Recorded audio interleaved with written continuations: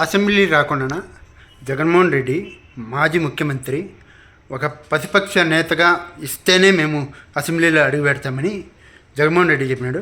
మీరు దాని మీద ఖండిస్తున్నారా? ఫస్ట్ జగన్మోహన్ రెడ్డి వైనాట్ 175 ఉన్నాడు. అలాంటి వ్యక్తి ఏ విధంగా 11 సీట్లు తెచ్చుకున్నాడు. తెచ్చుకున్న తర్వాత మంచో చెడో అసెంబ్లీకి వెళ్తూ నేను ఎటు వస్తున్నాను, ప్రజల పక్షాన మాట్లాడాలా, మాకు ప్రతిపక్ష హోదా ఇవ్వండి అని అడిగితే చాలా బాగుండేది. ఇదేంది ఇది? ప్రజల సమస్యలు పట్టవు, అసెంబ్లీకి పోడు, తప్పనిసరి పరిస్థితిలో ఇక్కడ ఆబ్సెంట్ అవుతుందని మొన్న పోయినాడు. గవర్నర్ ప్రసంగం కాకనే 7-8 నిమిషాలు మళ్ళీ వాపస్ వచ్చినాడు. మళ్ళీ చెప్పడం ఏమంటే మాకు ప్రతిపక్ష హోదా కావాలా అని. ఏ విధంగా ఇస్తారు? నీ బాధ్యత నిర్వహిస్తే ఫస్ట్ ఇస్తారు. నేను ప్రతిపక్ష హోదా ఇస్తే నేను ప్రజల కోసం మాట్లాడతానంటే ప్రజలు కూడా చూస్తూ ఉంటారు, అది అర్థం చేసుకుంటారు.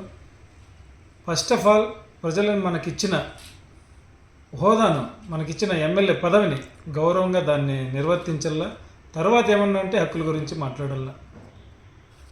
జగన్మోహన్ రెడ్డి ఏమంటున్నాడంటే కూటమి నా ఓట్ల కన్నా మాకు 10% తగ్గినాయి అంతే చెప్పినాడు. దాని మీద మీరు? అవును, అది నిజమే. ఇప్పుడు గణాంకాలు అనేటివి ఎవరు దాచిపెట్టలేరు. దాదాపు 40% ఓట్లు వైసీపీకి వచ్చినాయి, 55% ఓట్లు కూటమి ప్రభుత్వానికి వచ్చినాయి. గెలిపే. ఒక్క ఓటుతో అయినా గెలిస్తే గెలిచిన అభ్యర్థి గెలిచినట్టే, ఒక్క ఓటుతో ఓడిపోయిన అభ్యర్థి ఓడిపోయినట్టే. ఎందుకు ఓడిపోయినామనేదే ముఖ్యంగానే దాదాపు ఓట్ల శాతం వచ్చిందంటే ఓట్ల శాతానికినో ఓటమి గెలుపులకు సంబంధం లేదు కదా. ఓటమి శాతం బాగుంది, గణనీయంగా ఉంది. అంత గణనీయంగా ఉన్న ఇప్పుడే మీరు ప్రజల కోసం పోరాడకన్నా ప్రతిపక్ష హోదా కావాలని మాత్రమే మీరు అనుకుంటా ఉంటే ఇంకా ఓట్ల శాతం తగ్గి సరిగ్గా ప్రజలు కన్నా మిమ్మల్ని ఓటు వేయకను అంటే మీరు అసలు కనపడిండ్రేమో.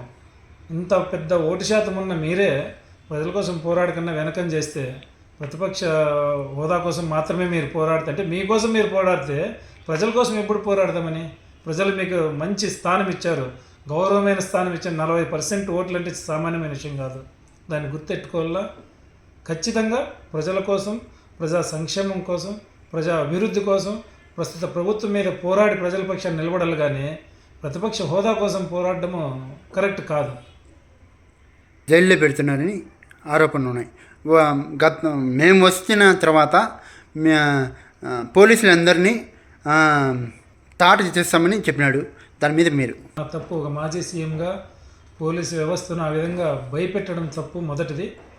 రెండోది వచ్చి అక్రమ కేసులు అంటున్నారు.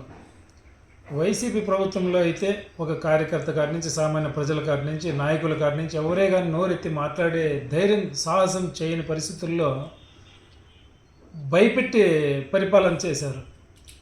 ఇప్పుడు చెప్పాలంటే ఈ రోజుకు ఇంచుమించు 9 నెలలు కంప్లీట్ అయింది. 9 నెలల్లో చట్టబద్ధంగా చట్టం తన పని తాను చేసుకుపోతుందని మా రాజశేఖర రెడ్డి గారు ఏమైతే అప్పుడు చెప్పినారో ఆ పద్ధతిలో ఇప్పుడు కూటమి ప్రభుత్వం చట్టాన్ని ఉపయోగిస్తుంది. కానీ కొట్టడము, తిట్టడము, భయభ్రాంతులకు గురి చేయడము అవైతే చేయలే. దాన్ని చట్టంగానే ఎదుర్కోవచ్చు. ఇప్పుడు మీరు తప్పు చేయకపోతే భయపడే అవసరం లేదు. చట్టం ఉంది కదా, చట్టం ఎవరికైనా సమానమే కదా, చట్టంతోనే ఎదిరించండి. కూటమి ప్రభుత్వం వచ్చి 9 నెలలు అయింది.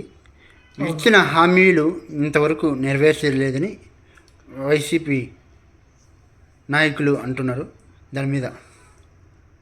హామీల విషయానికి వస్తే అట్రప్లాప్, సూపర్ 6 పథకాలు ఇప్పటి వరకు అట్రప్లాప్ అయిపోయినా. కేవలం 1వ తేదీ ఇచ్చే పెన్షన్లు మాత్రమే ఇస్తున్నారు. ఇప్పటి వరకు 2వది ఇవ్వని పరిస్థితి ఉంది. గ్యాస్ కూడా ఇస్తున్నారని తప్పుడు హామీలు ఇచ్చి ఎన్నికలు గెలిచిన తర్వాత ఇప్పుడు డబ్బులు లేవు, మాకు వెసులుబాటు లేదు అని ఒక పక్కన చెప్తా ప్రజలను సంక్షేమ పథకాల ద్వారా తీవ్ర నిరాశకు గురి చేశారు. పక్కా మోసం చేస్తున్నారు ప్రస్తుత కూటమి ప్రభుత్వం. సేమ్ టైంలో మళ్ళీ బీజేపీ దగ్గర, కేంద్ర ప్రభుత్వం దగ్గర మార్కులు కొట్టేయడానికి మంచి డబ్బులు ఇస్తున్నారు, 1000 కోట్లు ఇస్తున్నారు అని చెప్పి పగలు వాళ్ళు పలుకుతున్నారు. మూడోది, జగన్ ప్రభుత్వం కంటే ఇప్పుడు ఎక్కువ అప్పులు చేస్తారని చెప్పి లెక్కలు వస్తున్నాయి. సోషల్ మీడియాలో కానీ న్యూస్ పేపర్లో కానీ చూస్తే అధిక శాతం అప్పులు చేస్తున్నారు. కేంద్ర ప్రభుత్వం చాలా భారీగా డబ్బులు ఇస్తూ ఉందని చెప్పి సంఘాలు గుద్దుకుంటున్నారు. సంక్షేమ పథకాలకు మాత్రం డబ్బులు లేవని చెప్పేసి ఒక్క పెన్షన్ పథకం తప్ప వేరే ఏది ఇవ్వనటువంటి పరిస్థితి. ఉచిత బస్సు కానీ, కరెంట్ అయితే ఇంకా వర్ణనాతీతం. విద్యుత్ ఛార్జీలు రెండింతలు కాదు, ఇప్పుడు మూడింతలు అయ్యే పరిస్థితి అయిపోయింది. జగన్ ప్రభుత్వంలో ఏ విధంగా అయితే ప్రతిపక్ష హోదాతో మీరు కొట్లాడినారో, ఇది తప్పు, ఇది చాలా రేట్లు పెంచేసినారు, ప్రజలను నడ్డి విరుస్తున్నారని, అంత రెండింతలు ఇప్పుడు మీరు చేస్తే మీరు చేసేది ఏముండదు? ఇంతకుముందు మీరు కొట్లాడిన దానికి, మీరు తప్పు అని చెప్పిన దాన్ని ఇప్పుడు మీరే దాన్ని రెండింతలుగా చేస్తే, ఇప్పుడు మన ఆంధ్రప్రదేశ్కి ఒక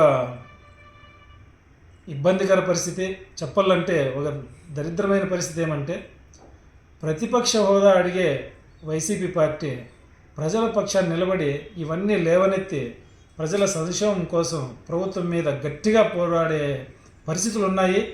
ఒక్క సంక్షేమ పథకం కూడా ఇవ్వనటువంటి ఈ పరిస్థితుల్లో ఎంతో పెద్ద సాహసంతో, ఎంతో పెద్ద గలం విప్పి రాష్ట్రమంతా ప్రభుత్వం మీద పోరాడాల్సిన అవకాశము, సందర్భము, అవసరము అన్నీ ఉన్నాయి. ఈ టైంలో గమ్మున ఉండిపోయినారు. అది మన ఆంధ్రప్రదేశ్కి బట్టిన ఈరోజుటి పరిస్థితి. గతంలో అప్పుడు 2014 నుంచి 2019 ఉన్నప్పుడు పోలవరం 2018 డిసెంబర్ 21 లోపల పోలవరం పూర్తి చేస్తామని ఆనాడి దేవినేని ఉమామహేశ్వరరావు చెప్పినాడు. ఇంతవరకు పూర్తి కాల. దాని మీద ఇది ఎట్లయిపోయిందంటే, మన రాష్ట్ర ప్రభుత్వాలకు ఈ ముఖ్యమంత్రులుగా గెలవల్ల, దాన్ని అడ్డం పెట్టుకొని వేల కోట్లు సంపాదించాలా అనే ఉద్దేశం తప్ప ప్రజల కోసము, రాష్ట్రం కోసము అభివృద్ధి చేసే ఆలోచన ఏ పార్టీకి లేదు. ఇటు వైసీపీకి కానీ, అంతకుముందు పరిపాలించిన టీడీపీకి కానీ, ఇప్పుడు పరిపాలిస్తున్న కూటమి ప్రభుత్వానికి కానీ ఏ కోశాన రాష్ట్ర ప్రజల అభివృద్ధి వాళ్ళ మనసుల్లో లేదు. ఎంతసేపులో మనం ఎంత ఖర్చు పెట్టినాం, ఎంత ఓట్లకు డబ్బులు పంచినాం, దాన్ని మళ్ళీ ఎంత తీసుకోవాలా, ఇంకెంత వెనకేసుకోవాలా, ఎన్ని ఎకరాలు భూములు చేసుకోవాలా, ఎన్ని వేల కోట్లు సంపాదించాలనేది దృష్టి ఉంది. కానీ ప్రభుత్వ అభివృద్ధి, రాష్ట్ర అభివృద్ధికి, ప్రజల అభివృద్ధికి ప్రభుత్వాలు పాటుపడలేదు. ఇది క్లీన్గా కనపడుతూ ఉంది. కాంగ్రెస్ పార్టీ రాష్ట్ర అభివృద్ధి ఇప్పుడు వస్తే మీరు ఏం చేయబోతున్నారు? ఇప్పుడేం ఎలక్షన్స్ లేవు. ఎలక్షన్స్ అయ్యి పంచాయతీ ఎలక్షన్లు ఉన్నాయి. ప్రభుత్వం వచ్చి 9 నెలలు అయింది. ఇప్పుడే కాంగ్రెస్ పార్టీ రాదు. ఒక్కటి నేను ఖచ్చితంగా చెప్పగలను, కేంద్రంలో మెడలు ఉంచి ప్రత్యేక హోదా తీసుకొస్తానని చెప్పిన 19లో గెలిచిన జగన్మోహన్ రెడ్డి కానీ, 24లో కూటమి ప్రభుత్వంతో చేతులు కలిపి కేంద్రంతో కూటమిగా గెలిచిన ఇప్పుడు చంద్రబాబు నాయుడు కానీ, వాళ్ళకి మెడలు వంచేది కాదు కదా, మోకాళ్ళు వంచేసి ప్రాధాయపడిపోయి ప్రత్యేక హోదానే పట్టించుకోవాలా. ఒకవేళ కాంగ్రెస్ పార్టీకి మంచి మెజారిటీ ఇచ్చి కేంద్రంలో గెలిచిందంటే, దేశం యావత్తు ఉన్న అన్ని సమస్యలకు మొట్టమొదటి సంతకం చేసేది మన ఆంధ్రప్రదేశ్ ప్రత్యేక హోదా. రాహుల్ గాంధీ గారు చెప్పారు, దాన్ని మాట ఇచ్చారు, మాట మీదనే ఉంటారు, చేసిండే వాళ్ళం. ఇప్పటికి కూడా చంద్రబాబు నాయుడు గారు మంచి అవకాశం ఉంది. అట్లా నితీష్ గాని ఇక్కడ చంద్రబాబు నాయుడు ఇద్దరితోనే కేంద్ర ప్రభుత్వం సాగుతూ ఉంది. ఈ పరిస్థితుల్లో వాళ్ళు గట్టిగా మాట్లాడితే ప్రత్యేక హోదా కావాలంటే ఖచ్చితంగా వస్తుంది.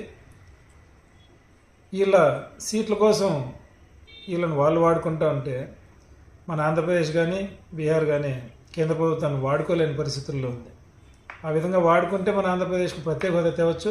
ప్రత్యేక హోదా తెస్తే మొత్తం పన్నులన్నీ కట్ అవుతాయి, పరిశ్రమలన్నీ వస్తాయి, ఉద్యోగాలు వస్తాయి. చాలా మటుకు రాష్ట్రం అభివృద్ధి చెందేదానికి మొదట ఉంటుంది. అదే మా కాంగ్రెస్ పార్టీ ఉండిందంటే ఈ పొద్దుటికి రాష్ట్రం ప్రత్యేక హోదా అనుభవిస్తూ అభివృద్ధిలో పరిగెడుతూ ఉండేది.